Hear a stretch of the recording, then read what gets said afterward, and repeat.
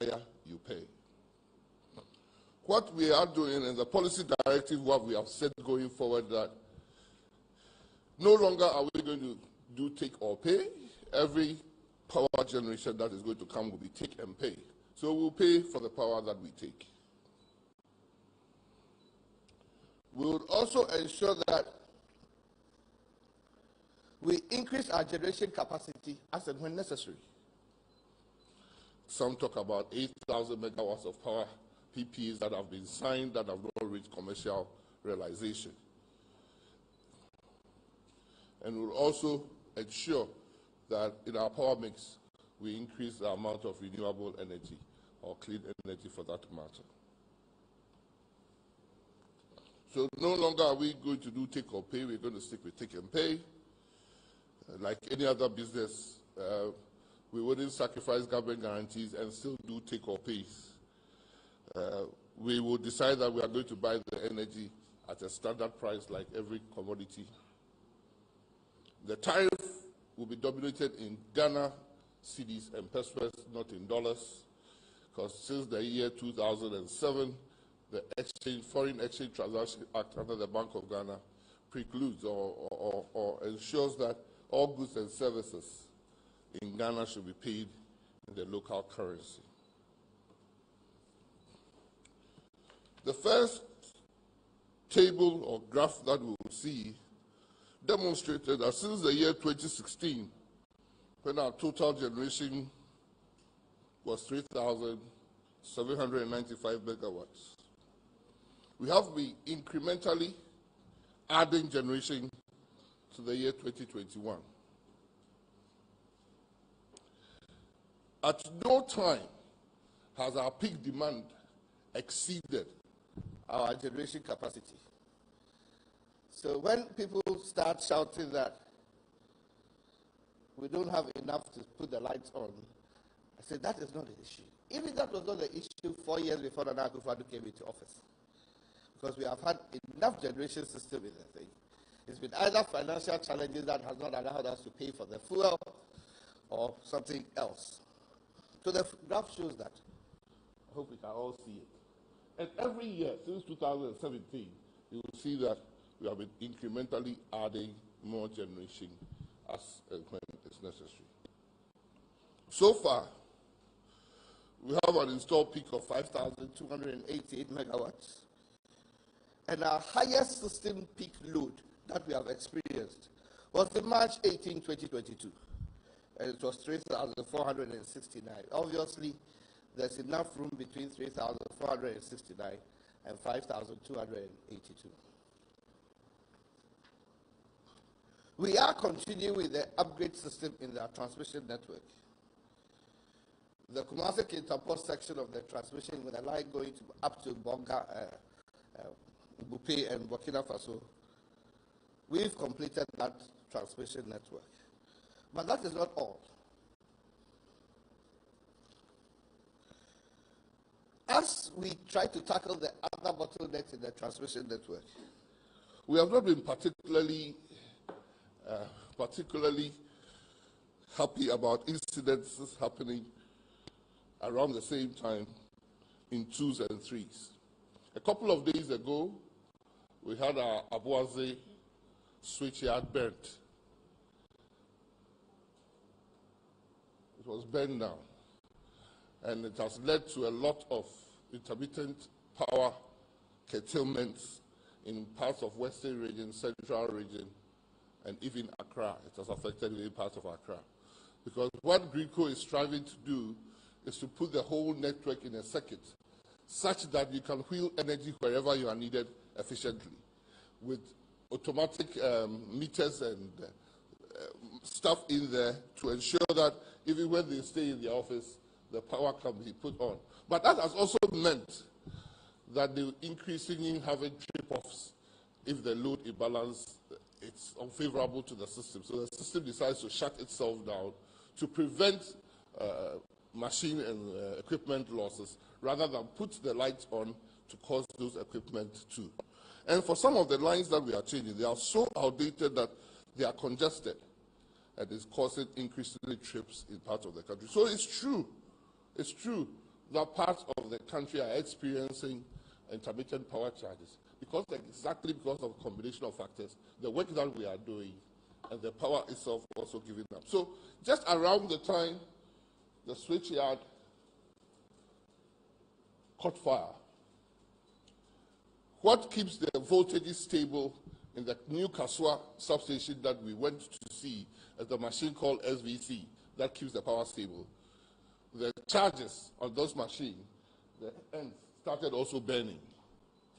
So we started dropping voltages from Kaswa to parts of Accra, and we are working hard to maintain those voltages. So even though we are happy that Kaswa system, we have also commissioned it and it is working, parts of the Kaswa system are also going off because of the congestion and everything else that is happening. So yes, very soon we'll have to put the Kaswa back on and commission it formally. So as we are even progressing with the network upgrade, the transmission line strengthening, things are not also working well for us, but we have to bear both and hope that we can get on top of it. So it's true, and it is very true, but I'll bear with Ghanaians. I hope that Ghanaians bear with us so that we are not going to sleep. We are going to work around the clock to make sure that we sort it out so that we keep the lights on. As we are strengthening the transmission system, we are also putting in place loss reduction strategies. The distribution setup itself through ECG and NEDCO, we have the meter management systems that ensures that remote and early detection of faults within the transmission system also happens. We have geographic information system to ensure that location of problems and the inventory and stuff that are needed in particular areas, we can even monitor it remotely. And also improve the workings within ECG through an enterprise resource planning system, and move on to ensure that the amount of electricity we put in particular areas in Ghana, we can account for every single item. So we have realized that recently the National Revenue Protection Task Force is going out. It's going out because the amount of energy ECG is putting in the system is not getting the commensurate amount of money back to ensure that it becomes financially viable. And companies that are reliant on ECG for their finances also get enough money. So the National Revenue Protection Task Force is out in full swing. Because we complain when we don't have the energy, and we don't pay for it when we don't have the energy, when we have the energy. It can't. Something must give. So to ensure we employ all Ghanaians, that the little energy that ECG gets to you or NEDCO gets to you, pay for it. The attack on ECG staff or NEDCO staff, the butchering of NEDCO workers because they are doing their normal duty, is not going to be tolerated. So I keep showing this slide to everybody. The amount of money ECG doesn't collect from figures within ECG, their commercial losses and their collection losses. I mean, theft, those who are stealing, and the meters, those who are bypassing their meters, those whose meters are not working, and those who don't even have meters but also have electricity. It's costing ECG nearly 3.2 billion Ghana cedis. 3.2 billion Ghana. Even in current exchange terms, over 700 million or $400 million. So if ECG loses $400 million averagely, and that is even more when you look at the 2021 table, it's even more than that. If it loses that amount of money, which other company can be viable if you continue to lose the amount of money that the ECG loses? And that ECG loss is our inability to pay, or willingness to pay, or power theft. So the National Revenue Protection Task Force would not visit the Ministry of Information very soon, but will definitely visit the Ministry of Information. They have visited my ministry, Ministry of Energy.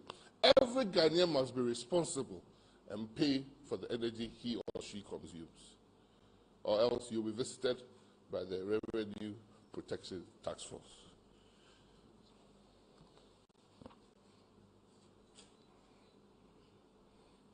The implementation of the cash waterfall system ensures that all these power generators are paid. Those who generate the power, those who transmit the power, and those who distribute the power are paid. So if ECG doesn't collect enough, nobody gets paid well.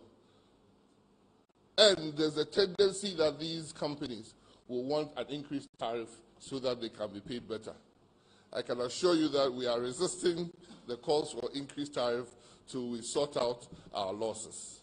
The more better we sort out our losses, the more we can properly declare whether we have to, or we must increase the tariff. But first, if you are losing so much, how do you convince me that I should let you increase tariff?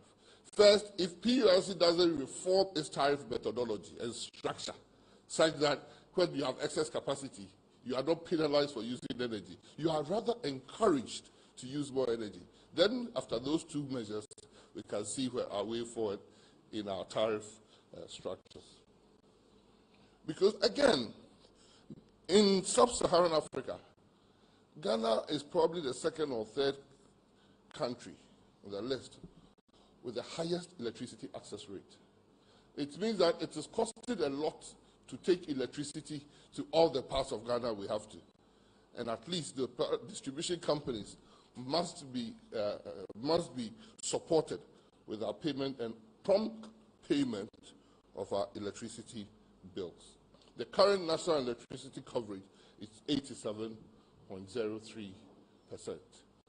We hope to reach by the end of His Excellency Nana Addo Dankwa Akufo-Addo's reign to have gone to 90% plus. That will make that Ghana has reached our SDG 7 goal of at least 90%. And I know that my agencies like WePower, VRA are working hard to improve the generation and also working hard to make sure that electricity is everywhere to ensure that we reach the national coverage. In our commitment in the power side, we want to improve grid stability. Why? Because I stood on this same podium and informed Ghanaians that transmission network between Kumasi and Accra in the north is so congested and is an old system such that Kumasi and the north, Kumasi especially, has become a bottleneck for everybody. I am not an engineer. So when the engineers tell me they don't sleep because they are finding it difficult to ensure and give us stability in the transmission network, we have to put our heads together and do what is necessary. In order to ensure that there's great stability, because all our generation assets, or most of our generation assets, or if not 90% plus, happen to be on the seashore area from, even Akosobo is near the seashore, coming all the way to Takoradi. Everything is around that part. And we have to wheel all this energy way up to Ghana, especially made worse when Bui was not functioning as 100% as it should. When we came into office, Bui was not down in the sense that Bui was not stopped, had not spoiled or damaged or anything, but there was no water. So Bui was not producing.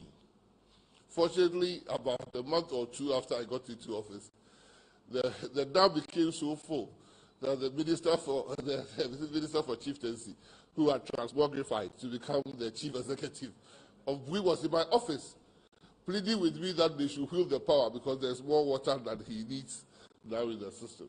So it shows that to stabilize the grid, you need to balance where the generation is coming from. And Kumasi has been an albatross. In fact, the people of Kumasi are suffering more than any other parts of the country in intermittent power outages and things. They think, some of them have called me to say they think that they are being sabotaged. But it is not sabotage. It is a pure engineering problem and engineering failure that we have to address. That means we have to put generation in Kumasi. Thank God, VRA itself wants to relocate their Siemens plant, 80 megawatts to Kumasi. Grico intends to put an SVC machine so that the voltages can stabilize in Kumasi. AXA Power wants to put over a 250 megawatt plant in Kumasi. Car Power also wants to put another over 200 megawatt plant in Kumasi. At least what it will do, it will stabilize the grid and support the grid-co operations and support loads up north. Like I said, we will continue with the rehabilitation works between Accra Central and Kasua to ensure that we complete the circuit. We still know that there's still some work to do in ECG being able to distribute the energies between their substations and the ECG substations in Kumasi to ensure that when one place gets off, we can support with electricity. We had the baptism of fire this morning here, and it's our ability to transfer load from one area to another that's going to ensure that this meeting has occurred, because there was lights out. Lights out because, yes, it has happened. It has happened. One of their substations in Achimota has lost one of their transformers, just as we proceeded to come here. We committed ourselves after Paris 2015 to employ more clean energy into our system. Two things that means we have to do. We have to employ more solar or more hydro or all these clean fuels, or more wind power, more geothermal if it's possible, more wave technology power if it's possible, and nuclear power. So in this country, we are pursuing our advantages in solar and nuclear power to ensure that at least the base load that is necessary for industrialization, which we have been reliant on hydro in Ghana for a long time, and now gas, probably because God has blessed us, we would increase our use of probably nuclear as well. On the nuclear side, we've selected a site for putting up a nuclear power plant and also selecting a country partner to assist us in that. Our effort in the nuclear power area is being done under the auspices of the IAEA, such that Ghana conforms to international best practice standards, and people don't start thinking that we want to go into nuclear because we want to produce other things that are not good for the world at large. Like we said earlier, in the solar area, Main Energy, VRA, BUI are all increasing their generation in this area. And also, for islands on the Volta Lake and the far-to-reach places, we have adopted a technology of mini-grid, self-catering mini-grids in these islands, because it's not economical, or virtually we don't have the money to put the national transmission network through the river or under the seabed, under the river bed to send electricity there. So we have adopted these off-grid solutions. And this year, we plan to do 3 off-grid solutions in Ada area in Ghana here. We are also at the same time improving the stoves that we use to cook, called improved cook stoves. So far, we have distributed over 240,000, and we are still distributing more to ensure that those who are cooking with charcoal cook with charcoal more efficiently and also transit to gas in due time. So we want to do 38 mini-grids, or we've done 38 mini-grids. We've put 35,000 solar home systems on some schools, senior high schools and things, and we'll continue to ensure. We would also support the general populace who want to adopt solar in their houses, because you can put solar panels in your house, and at least for the 2 most expensive things, water heating and air conditions, we have air conditions now that you can connect even to solar. And there's a net metering system abroad that if you produce, storing solar is expensive, because the discharge rate is less than 50% from even the best batteries we have so far. So we want people to produce more energy, but be able to sell the excess if they don't need it. Because in Ghana, we all go to work or find some work to do during the daytime, and we rush back at home. So our peak times is in the evening. But in the afternoon, when the sun is up and we are out, if you put the solar system in your house, you don't need to store. We would encourage you to sell it to ECG or your distribution company, and such that you sell it to ECG not at a loss, but at a profit to ECG. So ECG is very happy. We have ongoing renewable projects like the BUI Power. They've signed over 150 megawatts of solar panels. And interestingly, BUI Power has studied being able to put solar panels on their river surfaces. I think if it works out well, which I believe it is working, then all our hydro surfaces can be populated with these solar panels to help us in generation. It will do two things for us. In this country, where we can put a lot of the solar panels is in the north. That is precisely where we find it difficult evacuating power from, because we have to build the substations and other infrastructure to be able to wheel power from the north. But at least, wherever there's a hydro dam, there's already a substation that exists in that place. And so hybridizing the solar panels and the hydro dams will be a more efficient usage, both in the conservation of water and in our ability to pump energy across the country. So we are encouraging all the hydro surfaces, even including Ghana Water, their water surfaces, their few dams that they have, they can still put solar panels there to assist in generation of energy for use. We are experimenting with solar panels in Jubilee House to make Jubilee House even more efficient. Like we said, we'll continue distributing the cook stove and improve that one to gas with time under our LPG for National Development Program. So basically, these are some of the efforts we are trying to put in place, or we have put in place, to ensure that we continue having our lights on. The second part is keeping the nation moving. Not long ago, the galloping effect of petroleum prices was the talk of the town. Everybody was worried, because we don't produce, even if we produce crude in this country, we import more petroleum products, the ratio of 5:1 than the crude we produce in this country. So when you hear people saying, oh, you are making profits from your export of crude, use it to balance your import of petroleum products. It is not a one-to-one relation. We don't generate enough to meet our importation bill in that ratio. So yes, government is doing things in that side to cushion, even though we might not feel it, but to cushion the effect of a galloping petroleum product price to everybody. What is interesting is that the countries that are exporting huge, Africa #1 exporter of petroleum or crude is Nigeria. For months, they have been having shortages at their pumps, petrol stations. So how come? United States is the #1 exporter of petroleum products now in the world, but petroleum products at their pump prices has doubled. So it is not simple to say that even if you have crude, your petroleum products, because the whole global logistics supply and speculators who are involved in distributing the products, those are keeping the prices high. So what have we done? In fact, MPA, I don't see anybody from MPA here. Okay. The Ministry of Energy, together with MPA and all the bulk distributors through their chamber seaboard, we went to Bank of Ghana and we explained to the governor our problem. Our problem was the forward pricing of products.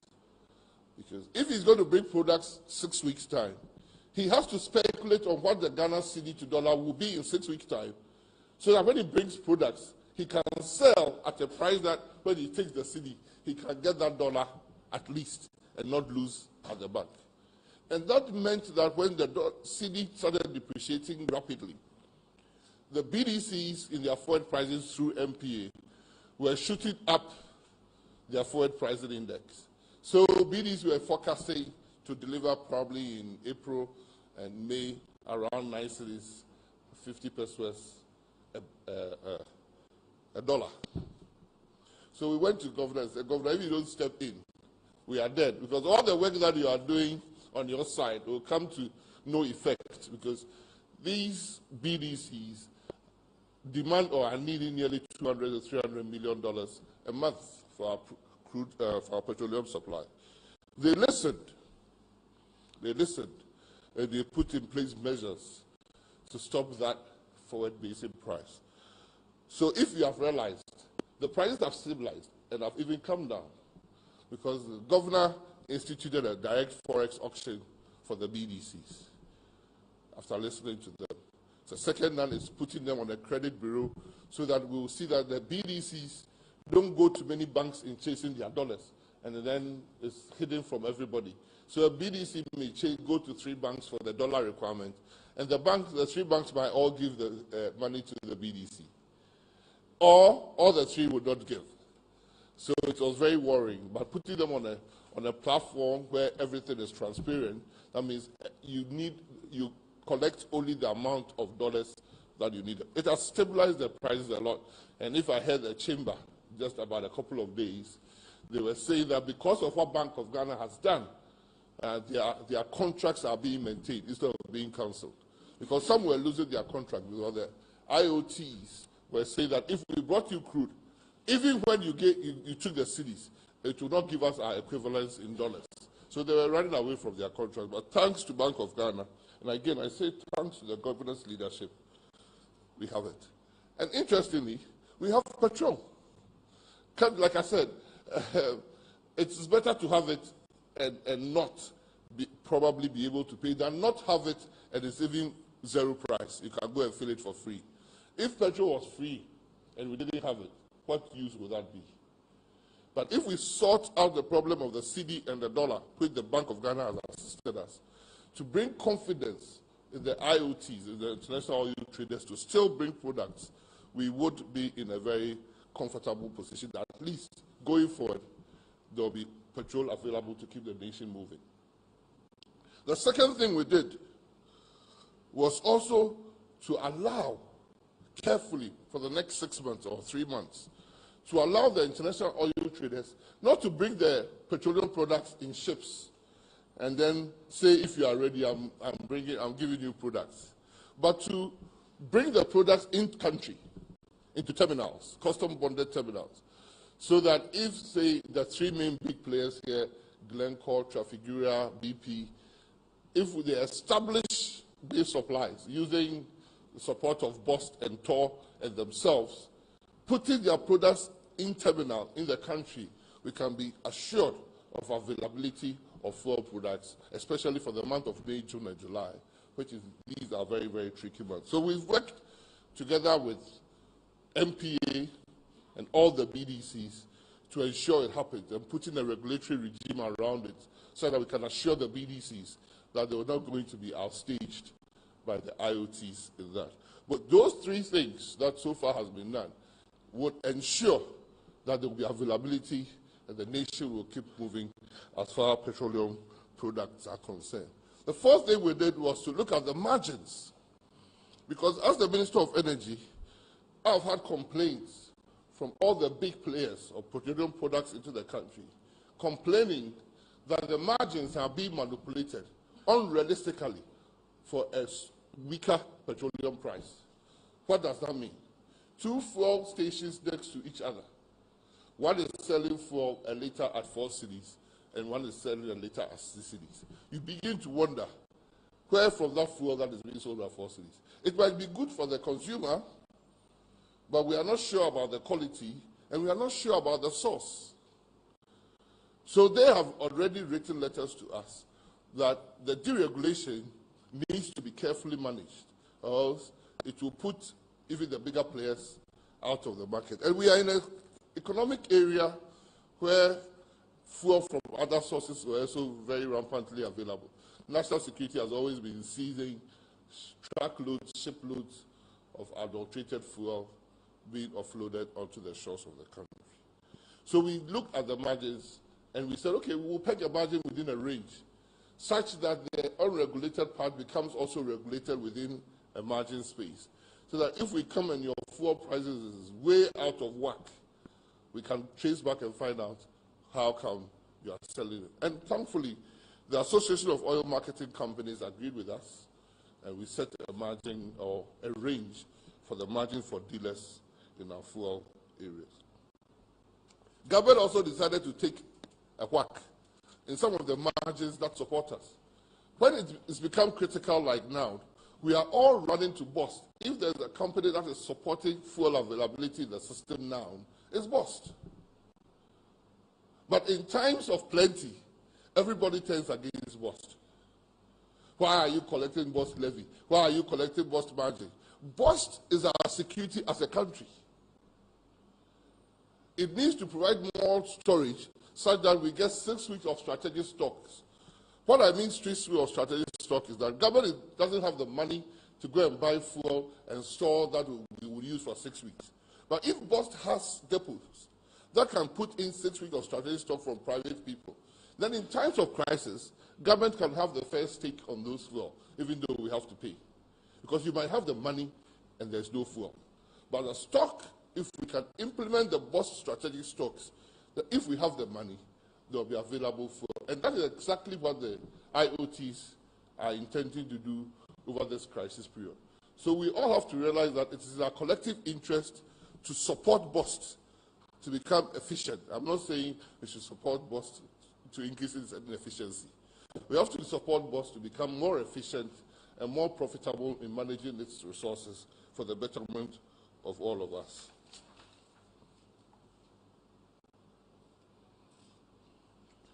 Also, two things. Another thing, fifth one, is to ensure that as a country, we put our refinery back to work. It's very, very interesting that in the early 2000s, 2008, 2009, 2010, 2012, Bust was working. It was making some losses, but it was working. It was refining. Once we hit commercial production of crude, Bust has no longer found this space to work. Tor. Sorry, Tor. But if Tor was in production, the pressure on the dollar from at least the petroleum side wouldn't be as acute as it has been. If Bust was refining and producing, say, 40% of our national needs from crude, because we don't always have a direct link between crude prices and petroleum product prices. It's not a straight line, because other things come in. And refined products are far more expensive than unrefined products. So and you get more out of unrefined products than refined products. So if Bust was, if Tor, why did you come and sit here with your beard? If Tor was refining, one, it will guarantee jobs for the many Ghanaians working there. Two, we'll be getting more petroleum products out of the crude that we bring to Tor, and it will be better for us. Even the last bit is that we'll be getting bitumen for our roads as well. Now you go and buy refined products, you have to import also bitumen to come and do our roads. So collectively, every effort must be made to ensure that Tor comes back to work. We are listening to the experts. Some strategic partners have already applied.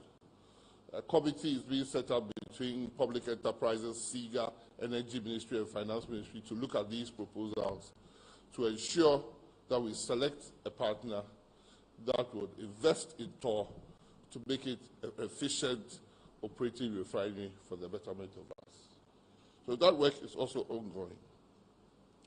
The last but not the least is that we have established the petroleum hub in Western region. I hope Gridco will take lights there very soon.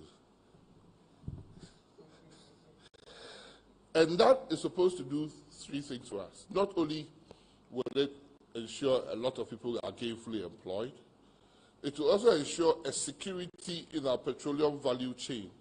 Because we would have many refineries there. We plan about 3 refineries there. We're planning a fertilizer factory there for food security as well, because fertilizer needs a feedstock from gas. We are planning other lubricants operating in industries there.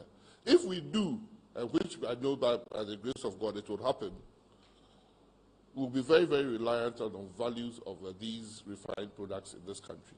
So if Jomoro is the source of 1 million barrels of refined petroleum products and all these other things, we might not have to struggle and go and look for international oil traders around the system. So we are working very hard to ensure that the petroleum hub becomes manifestly, patently available. And we are working on that. The other way is also to increase your reserves in this crude area. So you go to your upstream and you have signed agreements, and that agreement entitles Ghana to a certain amount of crude. If we want to become more self-reliant as a country, we have to try and increase our reserves on these petroleum agreements. If 15, 20 years ago we had only 5%, we should be struggling for 20, 30, and probably having blocks that we can operate on our own. The more reserves you do, the more crude you have, and the more revenue. It's a simple relation. So we are working very, very, very hard to ensure that at least, as I came to meet it, Ghana improves their take on their oil resources from our fields. We have successfully negotiated the purchase of 7% more stake in the Jubilee fields through the acquisition of shares from Anadako that had been pending for years. Successfully concluded that. It means that Exploco GMPC would have more revenue. And also, the capacity GMPC has built can be put to better use. Because the higher your stakes, the more you can get involved in the operatorship on your own or in partnership with other entities. So we have acquired more stake in the Jubilee and 10 fields. The operator working on that field has also brought about a program that a few years back, when we were contemplating even changing operatorship by selling the stakes in our Jubilee and 10 fields, now they have come back with renewed vigor. That's what a good government does. People have faith, people have confidence, and people are prepared to reinvest in even marginal or dying fields. And that is what is happening in that field. The Tallow Group wants to invest more money to extract more resources for the betterment of all of us. It's a win-win situation. And we, as a country, as a ministry, are supporting Tallow in ensuring that the value maximization plan succeeds. Not only that, there are other fields that are overlapping. They call it straddling, that the resources are shared among two contiguous fields. We are working hard such that they develop that field as one to reduce the cost in the field development and to mean that we get more revenue out of it. So instead of allowing two separate developments that will cost maybe 7 billion each, the one development, 7 billion, should cater for both fields. And it means that there will be more money available and more for the development of. Very soon, probably in the next couple of months, we've taken the position that my next topic will be energy transition. But we've taken the position, the President has taken the position that we should not let our God-given crude reserve become ghosts on the ground. We want it to become gold, not ghosts.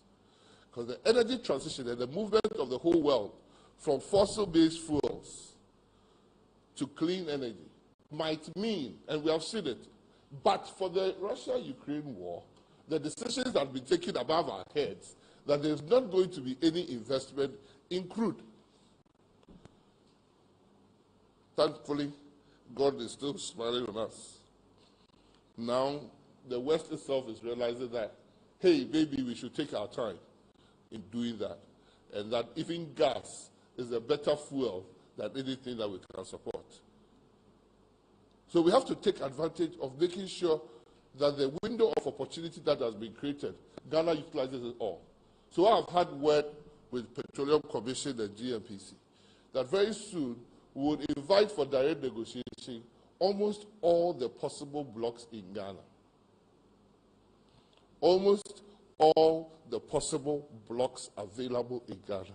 And I want to repeat, we invite for direct negotiation almost all the possible blocks available in Ghana. So they are working on it. Some say it's 10, some say it's 15, some say the more the merrier in this case. So I've given them up to the end of April to make sure that all the blocks are available. And we transparently invite people to come and bid. At least, if we put more blocks out there, our chances of getting more and increasing our reserves gets higher. It comes to the next issue, is the energy transition. When we went to Paris, we decided to become part of the global community of nations that felt that the temperature rise in the world must not get above 1.5. So all countries were asked to make commitments. And one of our commitments we did in Paris was outside the legacy energy fuels that we had. We are going to increase our renewable mix in the energy mix, or renewables in our energy mix, to at least 10% at the year 2030. So if 2030, we have 5,000 megawatts or 6,000 megawatts, it means that we discount Akosombo and Bui because it was already there. That's how we suffer in these negotiations. We discount them and say from that time, 2015, what we had, up to 2030, what we add, we have to have at least 10% of that in renewable. Like I said, renewable in Ghana means 80% probably solar, and about a few areas that we can do wind, and our efforts in nuclear. So that's what the energy transition is with.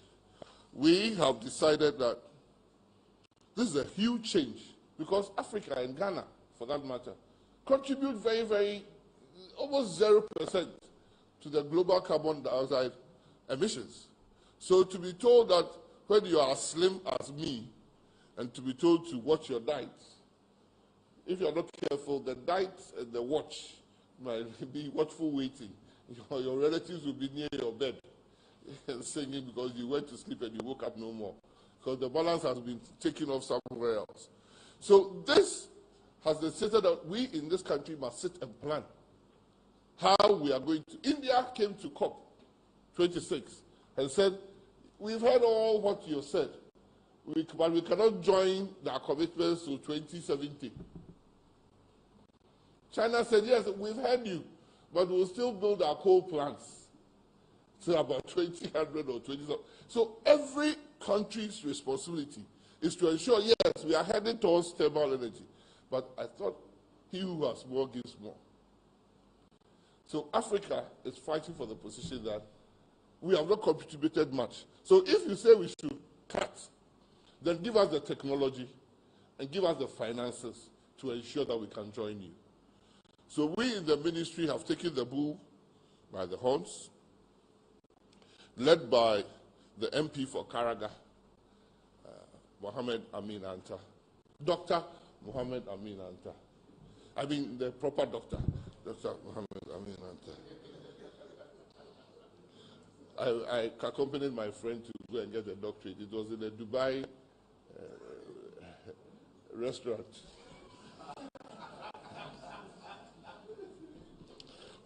Dr. Amin Anta, Dr. Benasanti would not like to sit with another doctor whose PhD was from a Dubai restaurant because he earned his. He earned his.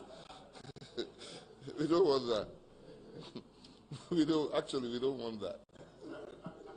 Dr. Abinata is leading the charge. They are going from every region to every region, meeting all stakeholders, soliciting their views, exchanging information with them as to how we can conduct ourselves to get to where we want to get to. I'm sure they would, and all the ministers in energy are going, some went to Dubai, some went to everywhere. Every regional capital will be visited.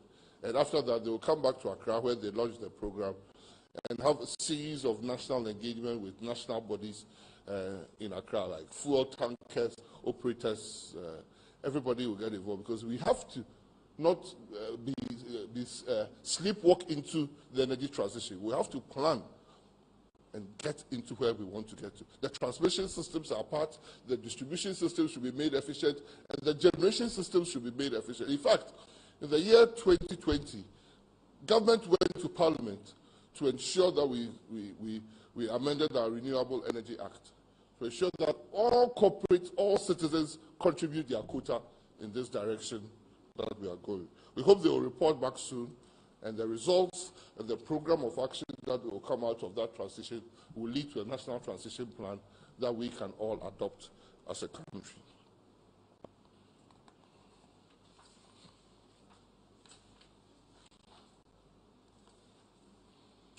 The fourth and the last, because of time, is the Ghanaian content and Ghanaian participation. In the energy sector, we have the upstream petroleum area, we have the downstream or midstream downstream petroleum area, and then we have the power area, power and petroleum. We've already passed local content laws and legislation in the area of the upstream. We have even gone forward and said that if you come and get a petroleum block, a Ghanaian entity or indigenous Ghanaian company should have 5% of that stake. All the companies or the contracts that are coming under Ghanaian participation should be paramount. We've ensured, it's left with our policemen, GMPC and PC, to ensure that in that area of local content and Ghanaian participation, it's not a few Ghanaians who have formed thousands of companies benefiting alone. That was not the intention. And it is the responsibility of GMPC as management members of these petroleum agreements and PC as the regulator to ensure that it's not Matthew Poko Prempe who has formed company A to Z, getting contracts A, B, C, D. No. The wealth is for all Ghanaians, and the intention of the Ghanaian content is to ensure that many Ghanaians participate. So I thank Petroleum Commission for embarking on capacity building and training in all the various areas that happen under the upstream. Because if you don't have a Ghanaian as an undersea welder or underwater welder, separately, if there are thousands of jobs there, you don't qualify. So to be able to claim Ghanaian content, you have to train Ghanaians to be able to do that. And I hope that PC continues to work there. Also, in the power side, the Energy Commission has worked hard and is still working very hard in its labeling and standards to pass the LI on local content and local participation, LI 2354. It's been passed, yes. So thank you. So that work that goes on, somebody looks out for Ghanaian interest and Ghanaian participation. I do know that work has gone far advanced in the downstream sector as well. And we will get the amendments passed to ensure that legally local content or Ghanaian content and Ghanaian participation in the midstream, lower stream also comes to fruition. In fact, together working with PC, we went to Parliament to amend LI 2204 to ensure that only joint ventureship, which before that was what we meant by Ghanaian content, we include strategic partnership and channeling in the various forms of partnerships to encourage more Ghanaians to be able to get in the industry. I would like to conclude by saying that we in the ministry will work hard in adding generation when necessary. The era where we added so much generation that is causing us excess capacity charges should happen no more to us. We should bring them on at the right time and at the right price for Ghanaians to continue to enjoy power. We will locate power generation in areas of the country such that great instability becomes a thing of the past. And I believe we have put in place measures to ensure availability of petroleum products through this crisis time. Thank you.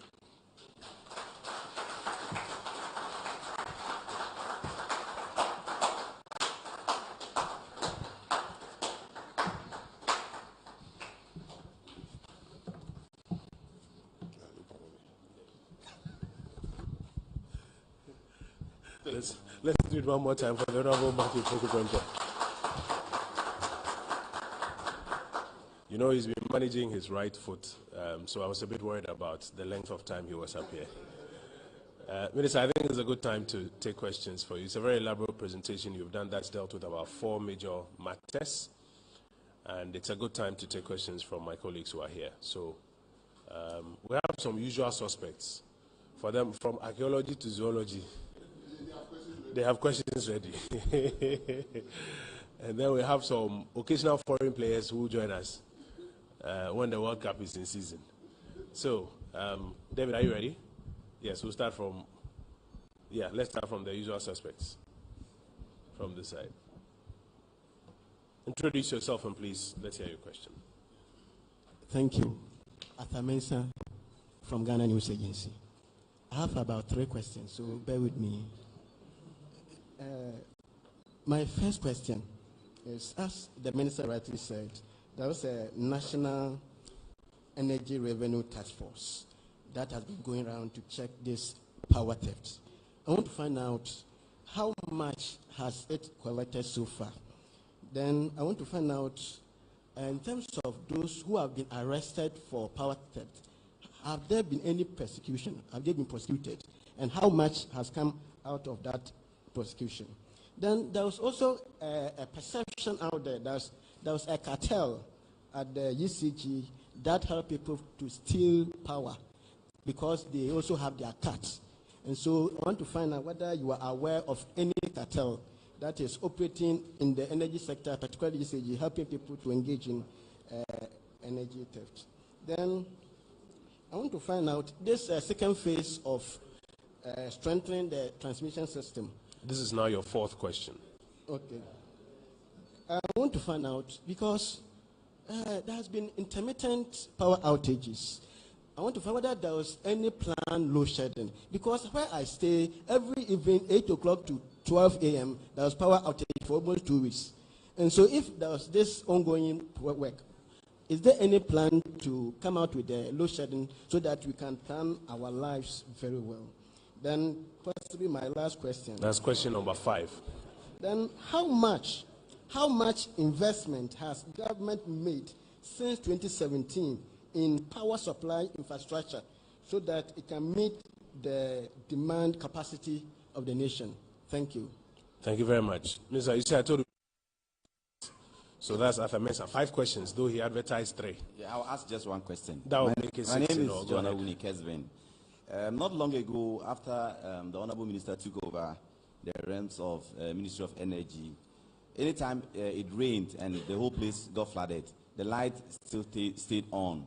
But in recent times, anytime it rains, you see power outages here and there. So what must have accounted for that? That when he took over, things were going well, Ghanaians were praising him as the messiah of the energy ministry. Thank you. Thank you very much. There was a hand at the back here. Was that you? So I'll start with you and then I'll take the other 2 gentlemen.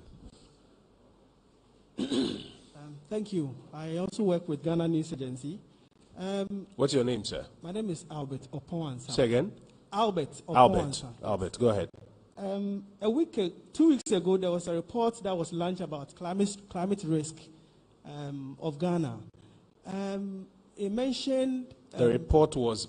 So the title of the report is Ghana's Resilient Infrastructure Roadmap. And the Deputy Minister of Energy was there. And the report was launched by, which organization? It's from which organization? It's a cross-sectional report that was developed in Ministry of Energy, Ministry of Environment, Roads Ministry, Water and Sanitation. They were all part of it, of the report. So the report was launched by government? Yes, in conjunction with Climate Coalition Adaptation. Okay, go ahead with your question. So it mentioned that infrastructure like the Bui Dam, Akosombo Power, they are all under threat in terms of drought and flooding. It also identified that we don't have a policy that says that if you are undertaking such a project, you should consider climate risk. I want to ask the minister, what are we doing about it? Since these infrastructures are under threat. My second question, okay, I'll come back. Thank you. You can ask a second. We don't mind. Do you have a second? Yeah, shoot. Don't worry. Okay, so and then I'll take the last two and go to Minister. The Minister mentioned the nuclear power plant. I want to find out when the vendor selection is going to end and then what's next. Because I heard the vendor selection issue, I think, early this year. So I want to find out when it's going to end and what's going to be the next. Okay. And also the e-mobility policy. Since we are talking about energy transition, what are we doing with the e-mobility policy? Because I know Energy Commission has started doing... When you say e-mobility, you mean electronic mobility or energy mobility? Electronic mobility, correct. Okay. Yes, thank you. Yeah, because, I mean, yeah. I don't know whether it's a subset of e-levy or something. That's what I'm asking. Yes, sir. Yeah, my name is Fred, City FM, City TV.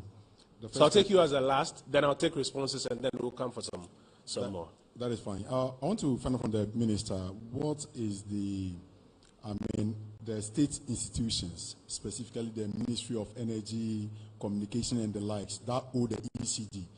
How are they hoping to redeem this indebtedness in the coming days for them to get their money to stay afloat? Because I know about 20 of these institutions owe to the tune of 120 million Ghana cedis. The state institutions, how are they going to? Then the second one, quite recently, the workers of the Electricity Company of Ghana, they demonstrated asking that the CEO of ECG, Mr. Budu, his time is up for retirement, and they've been asking him to exit office. Whether that has come to his attention, and what are they doing? Thank you. Thank you. So, Minister, I'm going to take responses to this first set of questions, and then I will come back for a second. Just to recap, National Energy Revenue Task Force. Can we have some silence, please? Can we have some silence, please? National Energy Revenue Task Force. How much so far, or what has been the impact? Minister, we may tie that in with the last question from Citi. How are they hoping to be successful in mobilizing? Prosecutions for power theft, perception of inner dealings or a cartel at ECG. Is there therefore a plan for load shedding as some of these works continue? How much have we invested since 2017 in energy infrastructure? But that's a huge one, because that's from production all the way to distribution. So, Minister, then there's a question about power trips during rainfalls now. Has something changed? Climate resilience threat. Do we have any responses to the suggestions that some of our energy infrastructure are threatened because they are not climate resistant? Nuclear vendor selection, what's the status? Electronic mobility, I confess I do not understand that one. I leave it to you. And then the last one is ECG staff agitations. Is there any response to that? Thank you. In 2015, in the year of our Lord, 2015, government policy became all MDAs should put meters or prepayment meters in their agencies, budget for the utility, and pay for the utility. That policy has not been changed. That policy exists. That policy has not been wholly successful because government or ECG have not found the wherewithal to put prepayment meters everywhere. But I do know that there has been a continued improvement in metering all these government agencies and ensuring that they pay their bills. My charge, one of my charges to ECG on that has been, for those who chronically don't pay their bills, if you are going to cut them, don't. Put the prepayment meter there, give them the light, and let them pay. Because for some, it's just that they don't want to pay. For others, they have serious challenges with funds to pay. But the whole purpose of that is also to demonstrate to Ghanaians that you can't have electricity for free. Now, if we listen to all the complaints, we don't want to do so. We don't want pre-prep. And we want our lives to be on. So it's our collective responsibility to pay for what you consume. I'm sure if petroleum products were sold just as we sell electricity, there will be as much debt as there are in there. But we don't, and so there's less. So I'll start. I think so far the Revenue Task Force has collected slightly more than 30 million Ghana cedis. The loss is what we use to prosecute. And I ask myself, what is ECG interested in? ECG is interested in this money. So if they come and cut you and you come and make an arrangement and they receive their money or they're going to receive their money, what is the point of going to court? Court is the last resort. Courts are the last resort. But I can assure you the judiciary system has already put in place special courts for electricity offenders, where judges have been appointed, where when you go, all these recalcitrant institutions will find out that the power will be given to ECG to garnish your account. So you can say you won't pay, but when they take the money directly, I'm not sure you can say you won't pay. ECG itself, when it fails to pay another government institution called GRA of the necessary pensions, whatever, taxes, GRA takes the position of going to garnish ECG account. Because the GRA cannot go and do doom so in ECG, or cannot go and pull the meter. So they have taken the position that every week, if you don't pay me a certain amount of money out of your debt that you owe me as GRA, they are all guided institutions. That's why I'm using that example, so that nobody says I've picked on somebody. They garnish ECG accounts. And as a minister, I support the garnish. So I've asked ECG, for those who are saying, won't pay, you go to court, you get the power to garnish, and you send the garnish. When I was the Minister of Education, somebody sent garnish from WA to come and take 10 million from Ghana Education Service for land that was bought in the 50s. It's an easier way. So we are going to employ everything available. But my first option is not court. My first option is not prosecution. My first option is to deny you the service of electricity so that you come and sit down and arrange payment. ECG is not saying that pay 100% today. Be responsible that you don't continue to accumulate. So the first thing is that you have to demonstrate to them that from now going, I'll pay on time. For the debt, I can pay this amount now. And for the rest, please spread it out for me. We have to be responsible Ghanaians. That is all it's saying. As to ECG cartel, we all believe that there's a perception that electricity is a difficult one. So only the knowledgeable people can go and tweak. Me, I can't.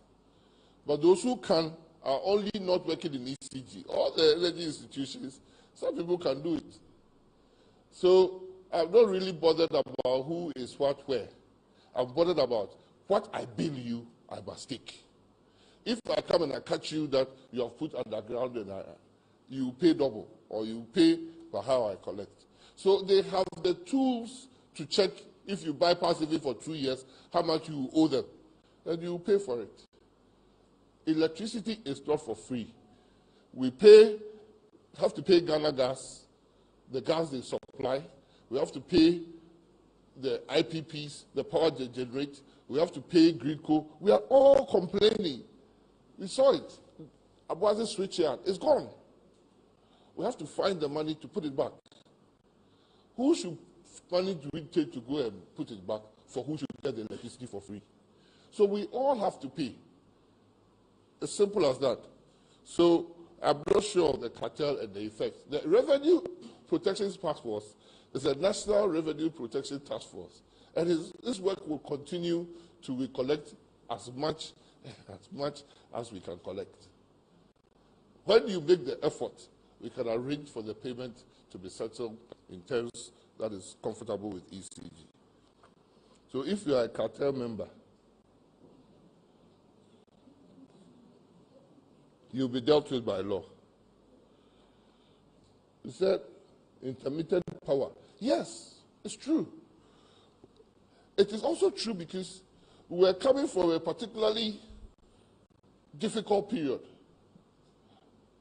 So when the power stayed, when rain fell in your areas or in our areas, people hailed the minister. So when power doesn't come, people will blast the minister. I'm prepared for both, but we all have to live in the reality.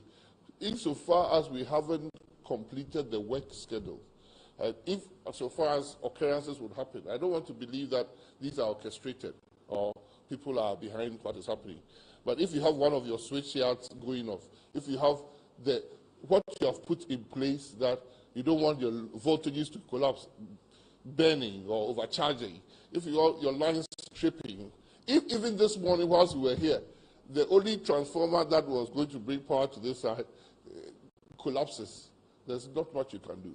But if the gridco is solvent, it means financially viable, then it can quickly replace that transformer. But if a transformer gets burned, and it's a machine, it can get burned, and it's going to take them 2 years. We are going to feel the effect. But if we don't pay for what we consume, we cannot also begin to maintain as we have to maintain.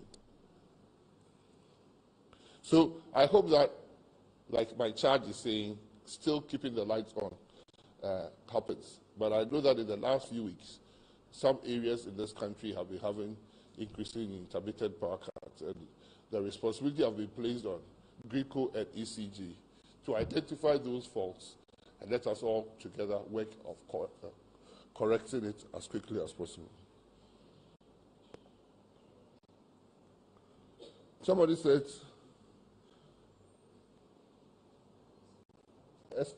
investment in the power infrastructure. I cannot give the answer now, but I'm sure if the person gets there, because like the Minister of Information said, it will range from generation coming out to distribution. And a lot of work is going on, either through internally generated funds or loans the government will contract on behalf of all these agencies. Loans and things.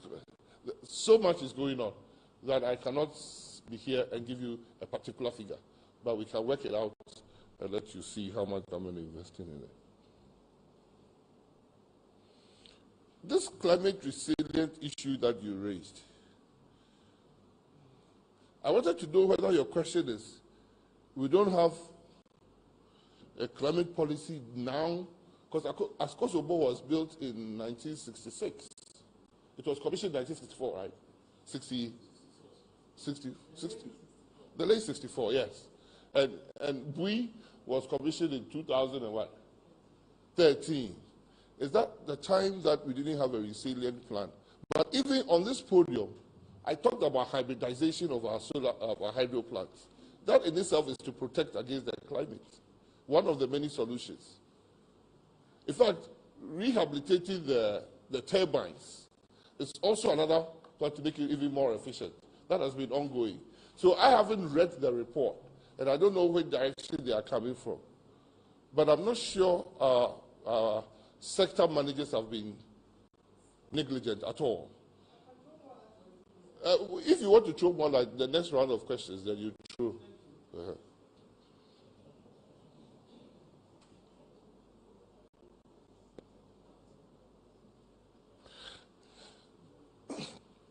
Nuclear Power Ghana, this is where we are. Yes, we have 4 sites. They are doing their collection of their data and the info to decide on which best site we have. But that site is also dependent upon the technology that, as a country, we choose to deploy. And those 2 things in tandem are going on. So very soon, when they are ready, they'll make available options for Cabinet to decide on where the site should be and which technology that should accompany. But once we get on, we should be informed. A lot of countries have also, when they send the request for proposals out, a lot of countries have responded, and it's all being studied. It's not a simple journey that we are going to undertake. It's a huge, and that journey is also being affected by international power politics. So we have to carefully tread so that we come out successfully. The e-mobility policy, as is being advanced and worked on by Energy Commission. Today is Wednesday.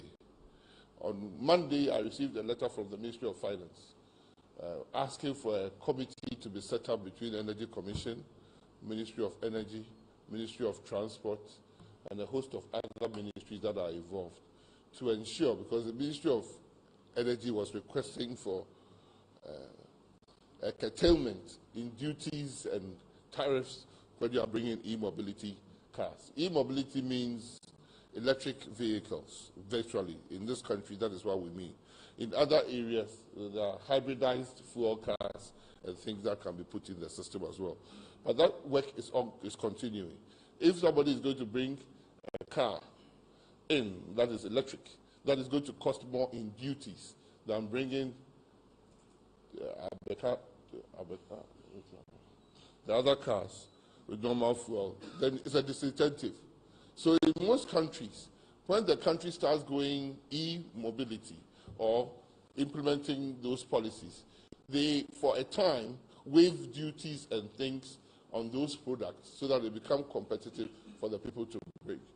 When I interacted at the policy launch of e-mobility with one of the fleet vehicle owners servicing some companies in Tama, I was astonished that the company had decided on, based upon the economics. He said, I operate Nissan vehicles, Nissan Evan buses. And I realized that it cost me nearly 5,400 Ghana cedis on fuel in a month. When I bought my first e-vehicle, the same Nissan, but this time electronic, it cost me less than 700 cedis a month. So because of that, he has ordered 80, not because of our climate resilient plans, not because of our energy transition, not because of anything, but if he is going to pay only 700 cedis for fuel for the same car a month, he has done the economics. But the company was not going to get the rebate. All was coming to the owner. I'm going to take a second batch of questions. A second batch. And then we'll wrap up after the second batch. It's been a long morning already. Is there a second batch of questions? Yes, sir. My name is Michael Craig Afro, editor for EnergyNewsAfrica.com. Michael, please speak up. Energy News. Energy News, yes. Minister, not long ago in 2021, Ghana National Petroleum Corporation made an announcement or issued a statement indicating that they are going to acquire stakes in Aker Energy and AGM Petroleum. And there were a whole lot of controversies surrounding that deal. I want to find out from the Honorable Minister what is the current state of that agreement or that deal. Thank you. Very well.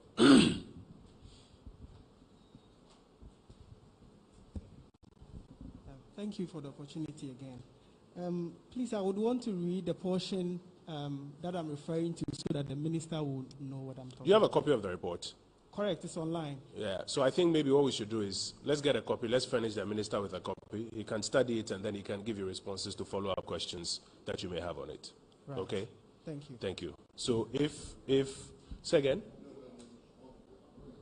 Yeah, so you can ask the Secretariat to maybe even print a copy, then later Minister can look at it, then we can schedule for you to get some follow-up response. As he mentioned, he hasn't seen it. I haven't even cited this report. So it's good that we all see it and that we can respond. Are there any other questions? Minister, that will be the last question. Is there any update on the GNPC ACA matter? And then we'll wrap up.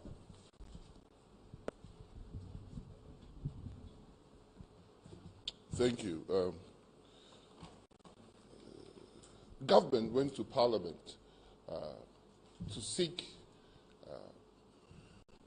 policy approval on acquisition of more shares in ACA AGM. And we did request for two things, that we should be given the mandate to go into the negotiation to acquire up to a certain percentage. Subsequently, the Minister of Finance and the Minister of Energy were charged with the responsibility of coming back to Parliament to tell Parliament how much they were going to acquire in the stakes and how much that was going to cost, based upon certain preliminary works that had been done by ACA itself, that is the operator, it was selling, and GMPC, that is also a partner in the field and was willing to buy. So it's a willing seller, willing buyer activity that has to go through a very, very transparent system to ensure that the seller doesn't overcharge, the buyer doesn't overpay. That has meant that a lot of entities, consultancies in the natural resource area are all employed to give them a view of that, including banks and investment banks that are into that area. So I know of Bank of America, ERC, all working on it. But what I can assure you is that their last meeting, they promised that all the reports will be available by the end of the month. And that scrutiny will be done by GMPC. So we can decide finally what stakes we want to acquire, both in the ACA field and in the AGM field. And I'm sure Ghanaians, Parliament will be fully appraised of what we are doing, and for that matter, Ghanaians will know. But it is in the light of improving our reserves so that the country gets more revenue. That is the underlying factor why we are buying more. Thank you.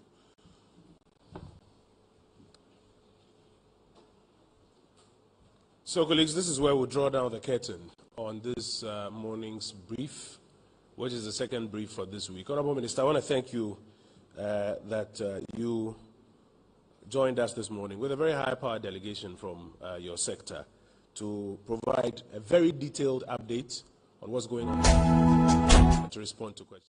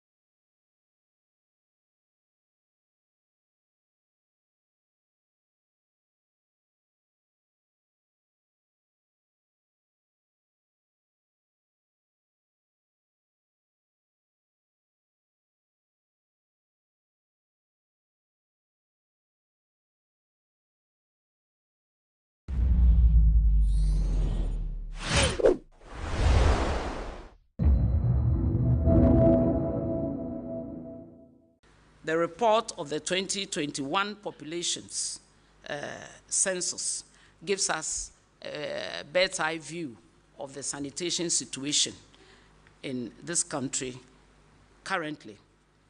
The report gives us a figure of 59.3, which is 3 in 5 households now have access to toilet facilities, with more than half of these households sharing improved toilet facilities.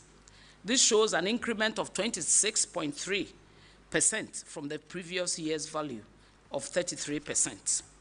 We have carried out an aggressive intervention to make sure we eradicate open defecation. Hence, the projects that have been successfully carried out in Accra, Greater Accra already. We've briefed on that last year, so we'll not touch on this. If we'll do, it will be for information, reinforcement of information purposes only.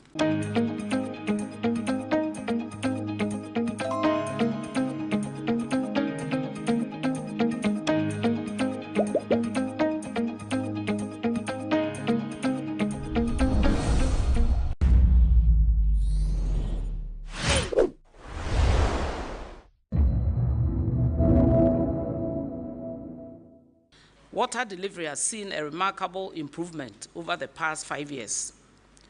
This is evidenced by the 2021 Population and Housing Census report released by the Ghana Statistical Service, which puts the percentage of households with access to basic drinking water services nationwide at 87.7%.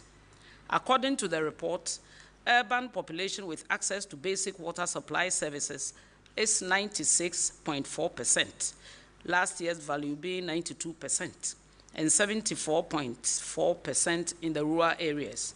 Indeed, these figures reflect the massive investment by government in the water sector, which is geared towards bringing improved water services to the doorsteps of the people of Ghana.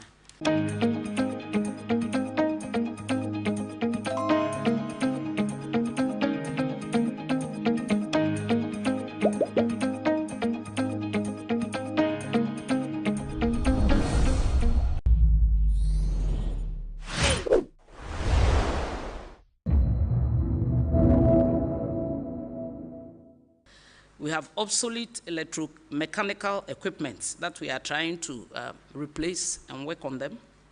Old distribution and transmission pipelines. For those of us who are younger than 60 years, who are below the age of 60 years, we know some of these pipelines were laid 65 years ago, 60 years ago, and we need to replace them. We also have old distribution and, yes, I've said that. And we have old meters that give us wrong reading. Now we have installed bulk meters to give us the quantum of water we produce so that we can account for. We have the phenomenon of non-revenue water, which was as high as 54% in 2017. Now they've worked hard, Ghana water company has worked hard to reduce it to 45%. We're expecting more reductions. It means within the period, we're able to reduce it by 9%, MD, yes. So we have that as a challenge.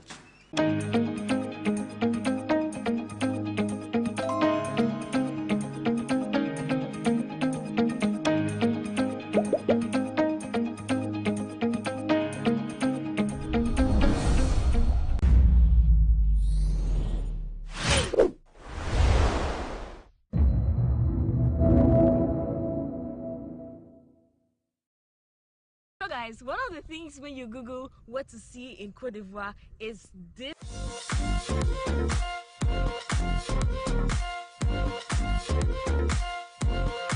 Guys, this video is in partnership with Lemonade Finance. Lemonade Finance is an app that allows Africans in Canada and the UK to send money to Ghana, Nigeria, and Kenya at 0 fees. They also have the best rates in the market, so you get complete value for your money. You can download the app with my referral link in my description box and get 10% cash back on your first transaction. You can also type in my code STELLA if you've downloaded the app directly from the App Store. It's available on the Apple Store and the Play Store.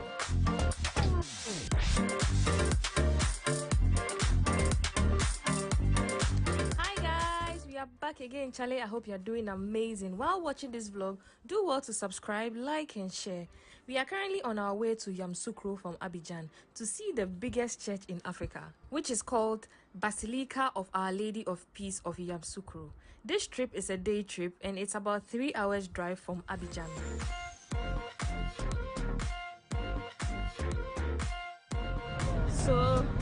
are finally here at the bus station, which is called Yebugong. That's the Uber that came here with us. It cost us 5,400 to get here from our Airbnb. Now we are going to pick a bus to Yamoussoukro, where we are going to see the biggest church. And so, yeah, this is our Uber driver. Yeah. Salut. So yes, we're going to pick the bus and he's been so helpful. So we got a ticket. He says we have to wait for like an hour before we can join the bus. We are the first passengers. This is how the bus looks like. It's quite comfortable.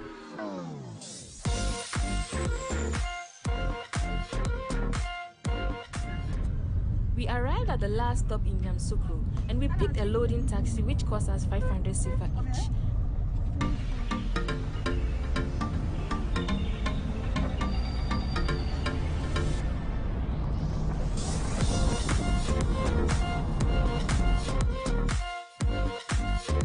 We paid 2,000 CFA each, but locals pay 1,000 CFA, which includes a tour guide.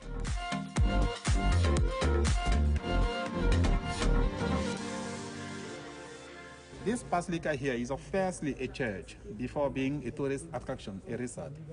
For that, every day at 7 o'clock in the morning, people are there to pray. Every Saturday at 11:30, they are there to pray. Every Sunday at 10:30, the big mass. And when people are there to pray, they don't need to pay. For a visit, visitors pay because they participate in the maintenance of this area. That is not an obligation that the precision of the guide depend for you. Okay. We continue, please. All right. Okay. Now, you see inside there, we have 60 pillars of two types. Okay. There are the small one there, which are the Doric one, and those biggest, which are the Ionic one. Okay. This one, which are the Doric one, are 48. Okay. The number 48 is a 4 and 8. 4 plus 8 are 12, like the 12 apostles of the Bible. This one is from Mother Mary, Our Lady of Peace. This basilica is dedicated to her. Because the name of this church is Our Lady of Peace of Yamoussoukro.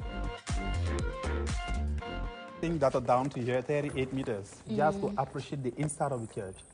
Inside of this church, no light. No light. We have only the chandelier just to light the altar. Which one? Which side? The chandelier in the middle. Ah, that one. Yeah. But when it is night and people have some big ceremonies inside, they put on all those bulbs around. Those bulbs around. All of them are 456.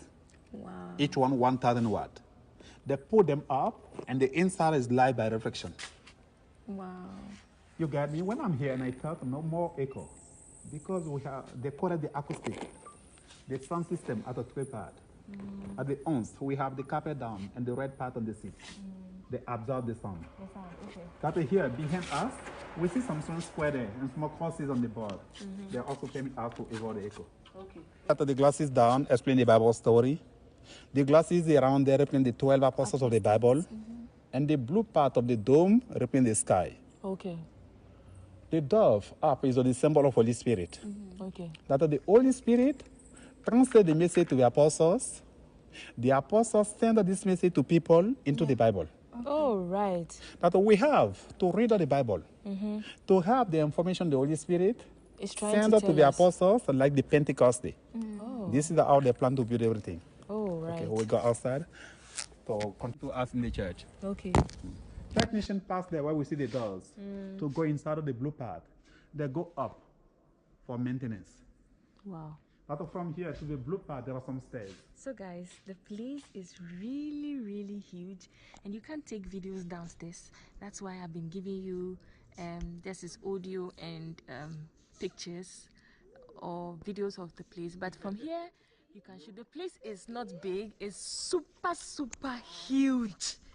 Wow. Just look at this. Look at how big the chandelier is.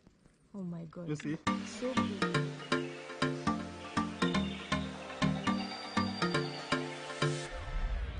Currently outside the church and this is how it looks like from here.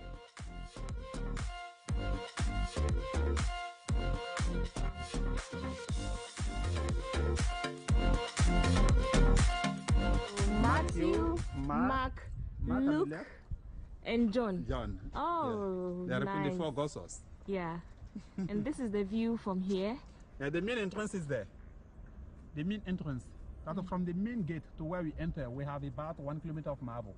Wow. This area, this place, before building this church, this basilica, the place was the coconut plantation of the late President Félix Houphouët-Boigny and his family. Okay. That because of the faith he had for God and the peace in his country during his time, he decided to build a church, a basilica, just to make an offering to God. For that, him and his family make a gift of the land, 150 hectares. 150 acres. Hectares. Wow. The fence of the church is 130 hectares. That the part they use is only 72.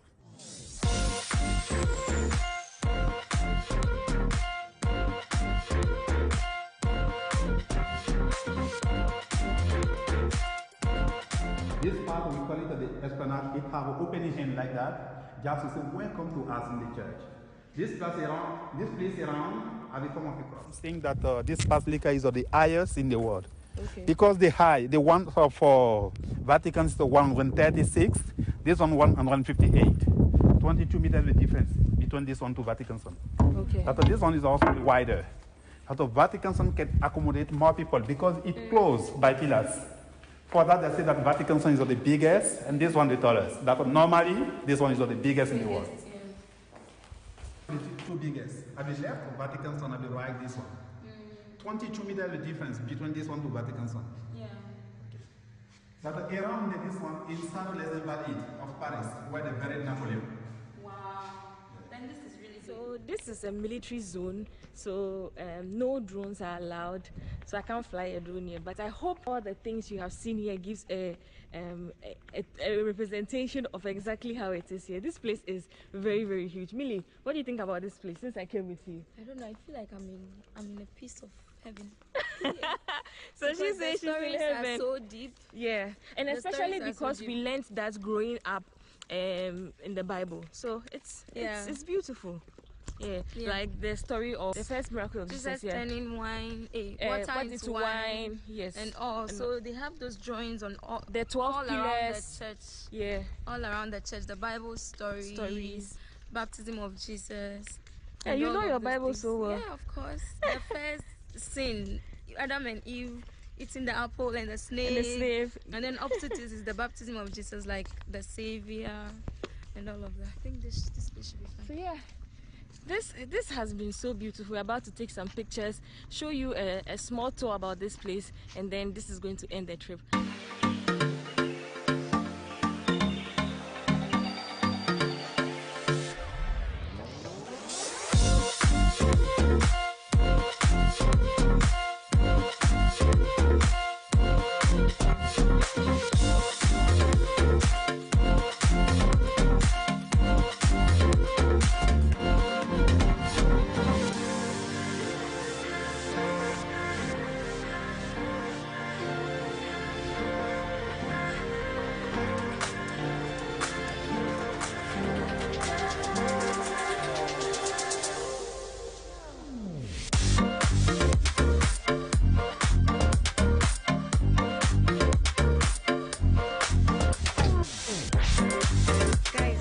This tour has been so insightful. The place is too big. I've been walking from the entrance right down to the walkway. It's about 3 minutes walk, and I've been walking. This place is really huge. Just look at this. This is so beautiful. Anytime you are here in Côte d'Ivoire, I would encourage you to visit this place. This is one of the places that you must see when you are in Côte d'Ivoire. So this is Côte d'Ivoire.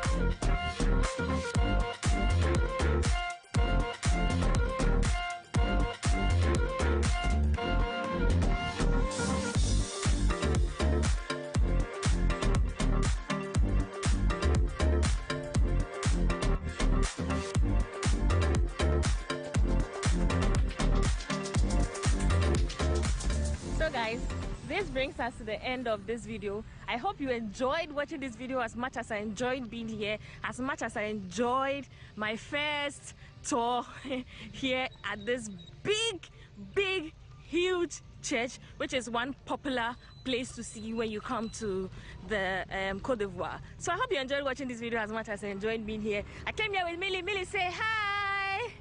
Until next time on my next video right here in Côte d'Ivoire. Catch you guys. I love you all so much. Mwah. The taxi guy's number, and he's taking us to the crocodile place, which is very close. C'est bon, c'est bon. Looks like Millie has been learning so fast with the French. Yeah, so we are going to see the crocodiles, and you guys are coming along. Okaima, yes.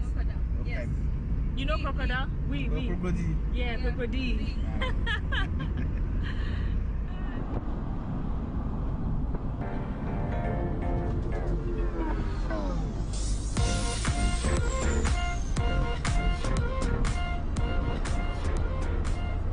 So guys, if you want to send money to anyone in Ghana, your family, your loved ones, your mom, your parents, everyone, I can guarantee that sending money through Lemonade Finance is completely free. Don't forget to use my referral code Stella for 10% cash back on all transactions on the Lemonade app.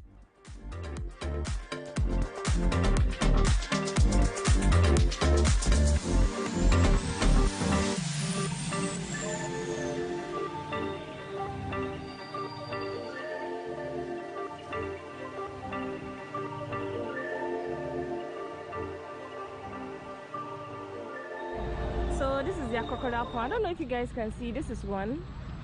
Look at his head is out. This is how it looks like from here.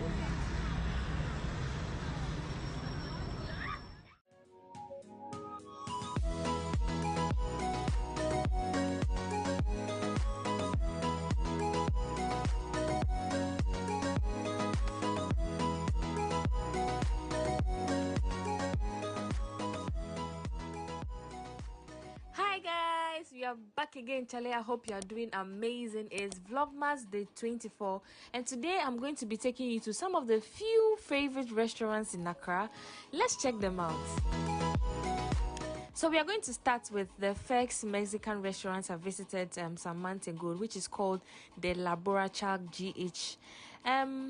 I would say the aesthetics of the place is very beautiful, it's very colorful, it's picture friendly, it's Instagram worthy, and the food is amazing. And the good part is it's very, very affordable. For about 40 cedis, you can get yourself a meal. I tried their tacos, and it was my first time having tacos. It was good. My friends also tried their shawarma. The only funny thing is we found beans in our shawarma, which was a little different like we will, but I can understand it's a Mexican restaurant. So yeah, it was good. We had a good time. Everyone was happy. We spent a total of 155, which was very affordable for us as a group sharing. And so yeah, it's a place I'll recommend if you want to have a girls' night out, you want to just sit for a short time, if you want to have a short meeting. But you will find a lot of foreigners here because it's a Mexican restaurant. But yeah, I recommend. I had a good time there. So yes, you can also have a good time there.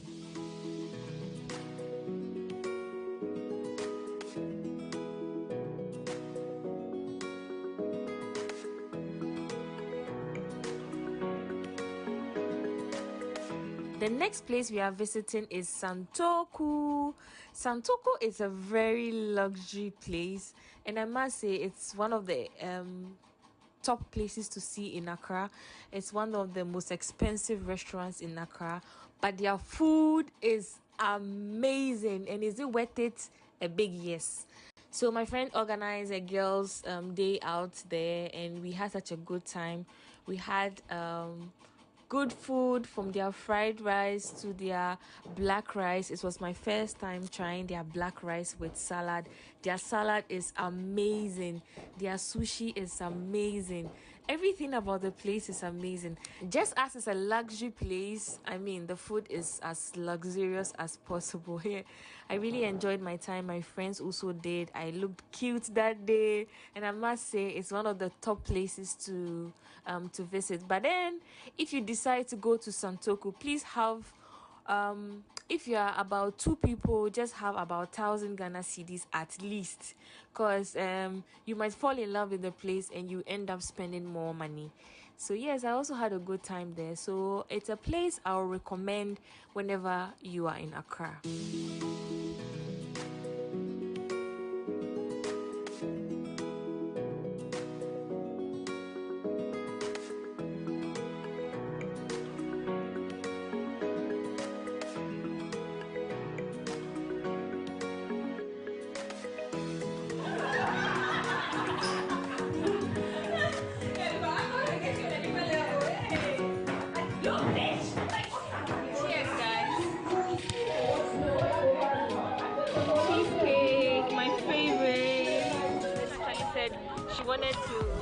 About something, so we thought it was some sort of marriage. She was getting married or something, and we were all in expectance of something, but here is the case. It was just a random hangout, and it was a good time at Santoku. Santoku is located right here at Villaggio, and this is how it looks like. This is the entrance of the place, and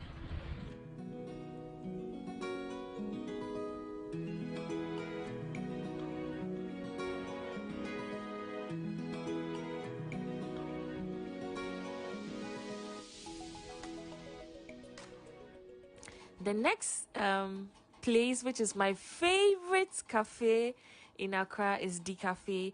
It's one of the popular places I go almost every time when I want to have a luxurious breakfast. So I usually like to get the sandwich, turkey sandwich or chicken sandwich with tea, which cost me 39 Ghana cedis. If I decide to have something extra like a slice of cake or something different, is going to cost me more. But basically, I think with 50 Ghana cedis, you can get yourself a good breakfast. The ambience is cool. It's also you also find a lot of foreigners visiting the place than locals. But I might say it's a perfect place for your breakfast, for your brunch dates, for your quiet hangout sitting, if that's the best way to describe it. But yeah, it's also a good place to have breakfast. So this is our breakfast. Millie got English breakfast, and I got sandwich. She's having hot chocolate and I am having tea with the juice.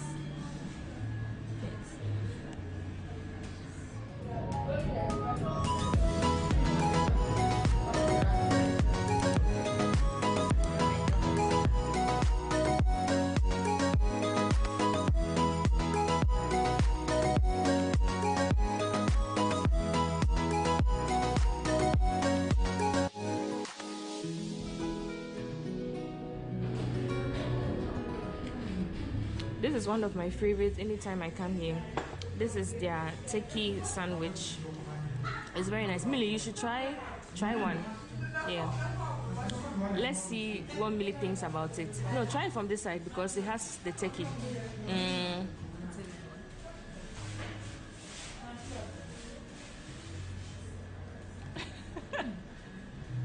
This is very good. Guys, anytime you come here, try their turkey.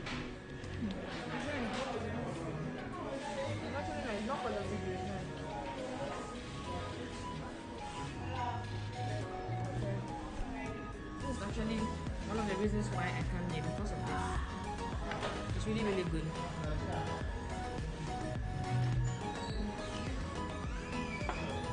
Tea is always tea.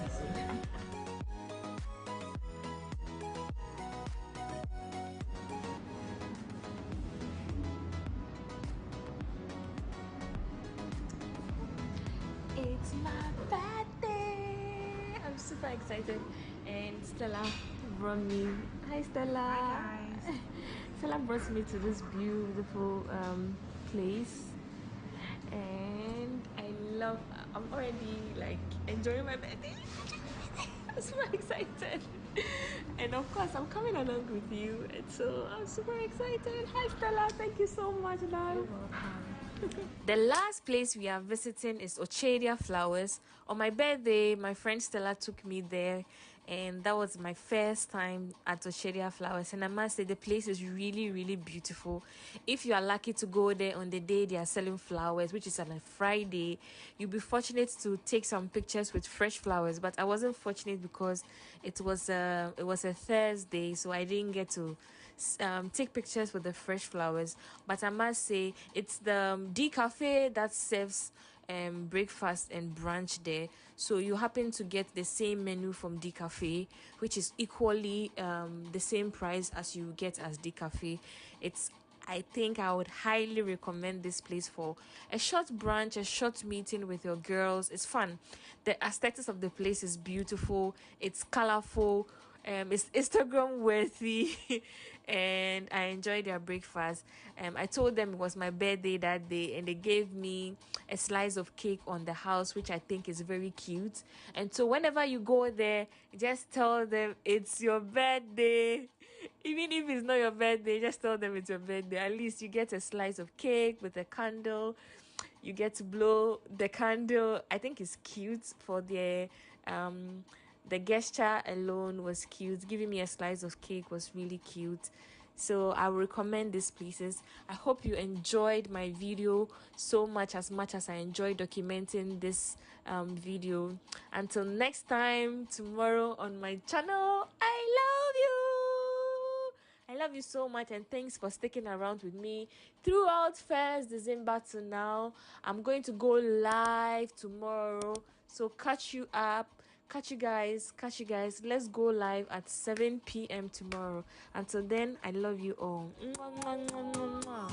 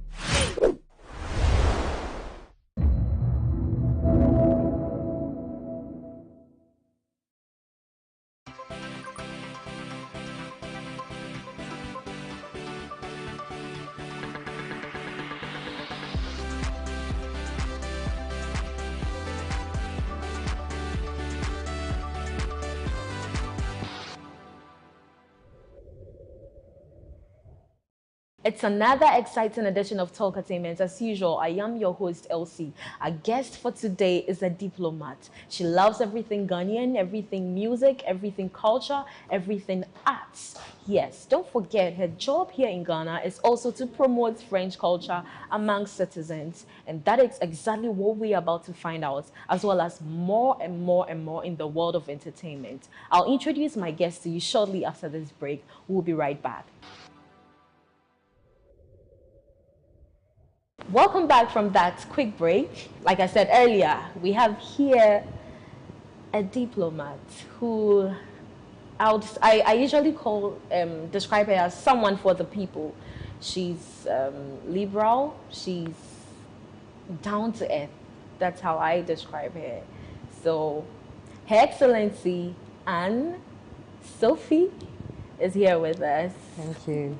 Thank you very much for having me. Thank you for having us at your beautiful residence. Thank you. Welcome. Akwaba. Oh! And what else do you know in Ghanaian language aside Akwaba? Mania J, Semewo, and GhanaWeb. Okay, that's a nice try. That's a nice. For having me. That's Tree. That's Tree. Aside Tree, which other language? Oh, I'm already struggling with Tree. But sometimes I try, because, I've come to realize that you come to Ghana, so people tell you, one of the main languages is Tree, so you try and learn Tree, and then you go to Jamestown. It's not very far from here, right? And then people speak Ga. Yeah.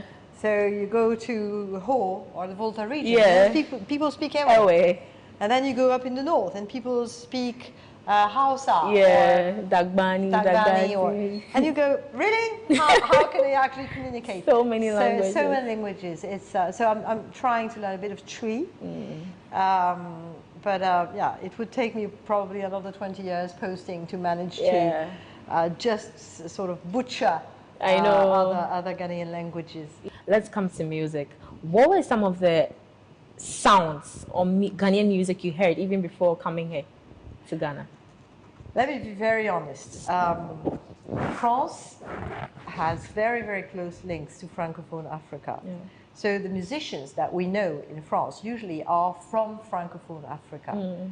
So we know this kind of music, which is exotic and some rhythms, reggae and this kind of stuff. But the language is French.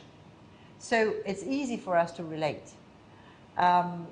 And Ghanaian music is very diverse. I mean, it's not just high life, it's hip hop, high life, dancehall, reggae. You guys can do absolutely everything. Afrobeat. And it's probably because of historical links. The bridge goes to the UK and the US, but really passes above France. So, and when I arrived here, I discovered this music, and I thought it was American.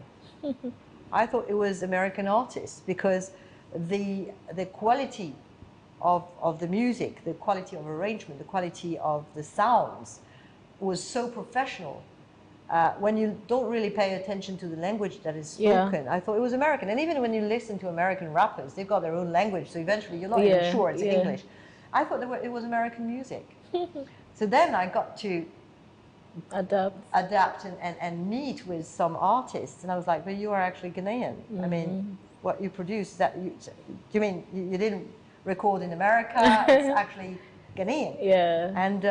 And I got to, I did my homework going through the several amazing artists that you have in Ghana, and I'm just blown away by the quality of what they do. And the UK, US have spotted them immediately. Some, quite a few artists are doing collabs in the UK, US, and they're shutting down some huge arenas. In the arenas. It's just very impressive. So I thought, hey, this quality of music, this professionalism, this creativity, and the youth sometimes of those artists, that tells some things about Ghana. And this somehow is a brand ambassador for Ghana. And I've got to work on that, to put Ghana on the map for France, and also use some French artists to be more known in Ghana, because you don't know many French artists, do you? And sometimes the one you will quote are actually Belgian, which is great. We like to call them French, but they're Belgian. And they sing in French. But so it's reciprocal. You don't know really French music that well. Some of it sometimes, or some songs, or some artists you don't really know, like David Guetta. Not many people know he's actually completely French. They think so. You see, when you reach a certain level of quality, you are labeled American. Yes. You see what I mean? Even if you are completely French or completely Ghanaian. So I think it's important to use that this quality production of music, songs, sounds, the professionalism, to show and say something about Ghana and share, because that is something that speaks people's hearts. So back to the language you speak fluently, the hearts of people's language. Then music is certainly one language that we can speak to each other. Exactly. So, like, what artists would you look at if there's an opportunity to kind of like have a collaboration with French artists? Oh, we've done that already. Oh, we have. We have brought 6 artists of Ghana to France to do collabs with French artists. Who are those? So, I think it began with Kwabna. Okay. Who's done like 3 or 4 songs already. Oh wow. Then Gasmila, Fameye, Becca. Wow. Stoneboy. Okay. And Sarkodie. Okay. So it could have been many others, and actually Aqua Boa just did one with the same French artist as well, no later than yesterday. But those 6 had done that during the summer last year. And so to present what they had done, we had a concert, Paris and Accra in December here, and we'll have a return leg for some of them in Paris in April. Oh, wow. So yes, of course. That's great. And I hope that they will seize the opportunity when they are in France. And when they went to France to record with Passy and Orty, they also met with other French artists, and they took the opportunity to show what they were doing on French radio and to catch attention of French artists who will want to do collabs. So more French artists do more collaborations with more Ghanaian artists. But for some bizarre reasons, in the past year, many French artists have gone to France. Ghanaian artists have come to France to visit and make connections. And I know King Promise is going to perform in Paris on the 30th of April. And there's now the Ghana Music Awards that happened in Toulouse. So that is putting Ghanaian artists in France. So I just sort of opened the way a bit. And then they're very professional. They know that the moment you just open the door like this, they will just take advantage. Take advantage and make lots of connections. And French artists suddenly have interest in Ghanaian artists. I tried to contact Metro Gims, who's not really French, actually, but he sings in French. We like to think of him as French. But he's Congolese. We contacted him to offer him to do collabs, and he said, but I really want to come and perform in Ghana. And we have this amazing Ghanaian-born artist called Cephas, who was adopted by French parents at the age of 8, who has done his life in France. He's now 20-something, and he is a star in France, sings in French, and he even was a finalist to represent France at the Eurovision Song Contest.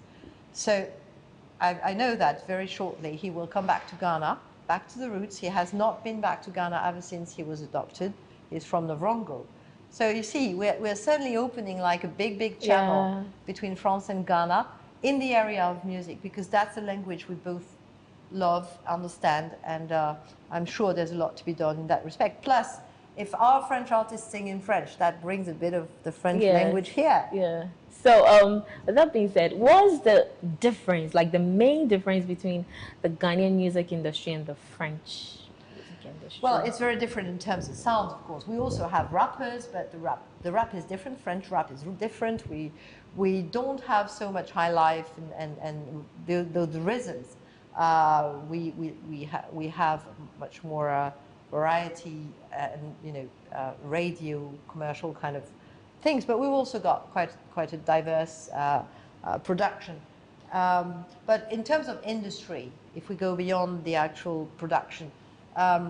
This is an industry that is very strongly supported by the French government, not being funded by the government, but there is a legal frame that really helps the French artists to thrive. Every little community, we don't really have villages, but small town, has a community center where people can learn how to sing, practice music. We have music academies everywhere. So if you have just a bit of a hint of a talent, you get a chance to, practice and see where it goes. Then you have access to studios to record your first record. Then you have some contests. Then you have many opportunities to try and show what you can do. And then if you really are good and someone notices you, then you can record a record.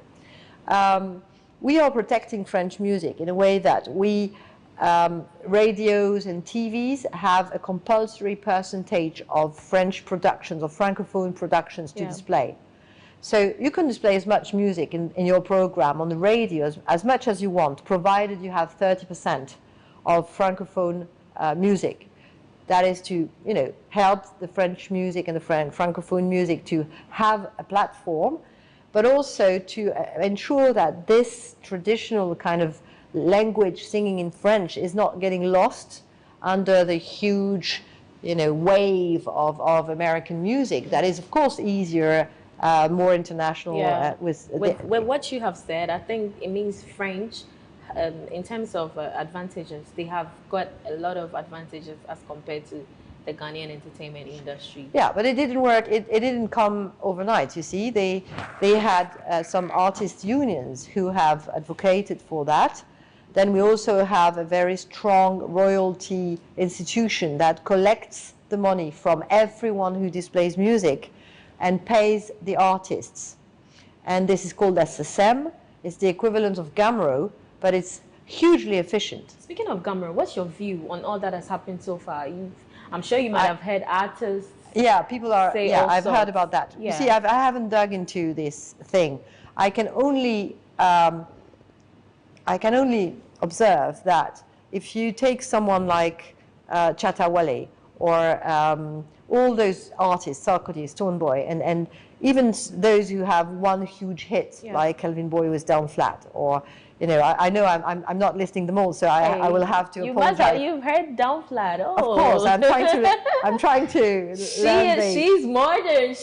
I'm trying to learn the choreography. Yeah. We'll do that. Don't worry. No, we won't. I haven't rehearsed yet. So such a big hit. You see, if you register that song at the SSM and it is displayed in Europe, he will just have to sit there and wait for royalties to fall. Yeah. When you see the number of views on YouTube, the number of downloads on all the platforms, streams and everything, all of them should be billionaires. Yeah. So I'm not criticizing anything. I'm just wondering, how come are they not billionaires through just royalties, not concerts, not selling, just royalties, considering the magnitude of what they are doing, of the success that they are putting out there. So there surely is something that could be adjusted and bettered and probably strengthened so that they actually can live from their art. And the way the French system works, of course, some singers with only one hit in their entire career still live on the royalties, and their children live on the royalties. So it's true that it's cash machine for people who do real big hits or whose albums are golden records, or true. But even for small artists, if they produce one music, if there are composers for one big artist, every time it is displayed, every time it is replayed, every time it is adapted, there's something back for them. So it enables a lot of people to live, and not only the big arts whose face you have on the billboards, but also all the musicians behind, the composers, the people who do the arrangements, the people who write the lyrics, if they are not the same. So in France, this industry is helping many, many people to live, because you can only be an author and just write lyrics and still live on this. Yeah, let's take a quick break here. I know this is getting more interesting, but when we come back, we have more for you. You are watching Talkatainment here on GhanaWeb TV.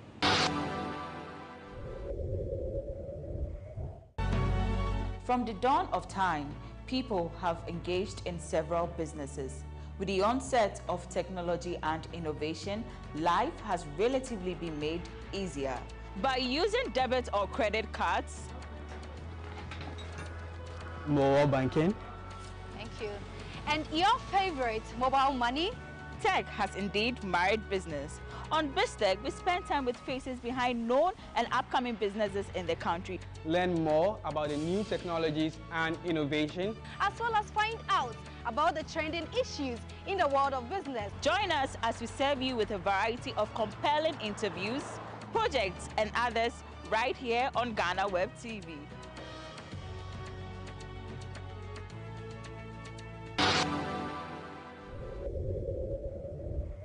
Welcome back from the break. If you just joined us, you are watching Talkatainment on GhanaWeb TV, and I'm here with the very beautiful Her Excellency Annie Sophie.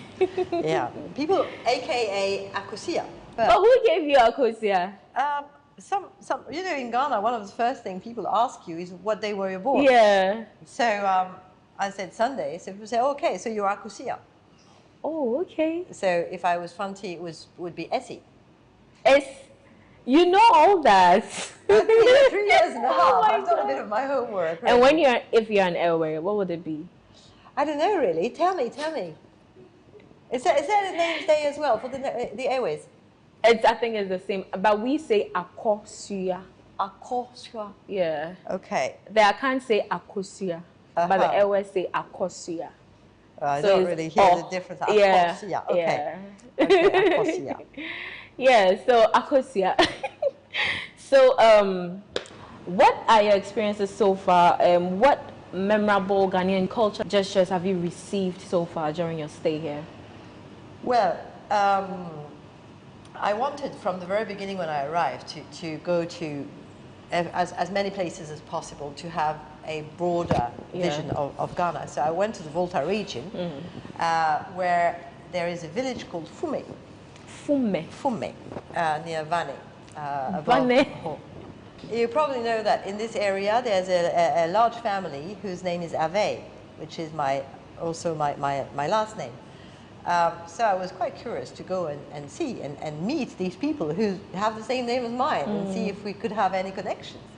And we're still digging to try and find if we do, but it was quite interesting because I've always wondered where my name came from, right? Ave means the bird in Spanish, but I'm not sure it comes from there. It means hi, hello, Ave Maria. Yeah. And then now I also know that means forest in Ewe. Yeah.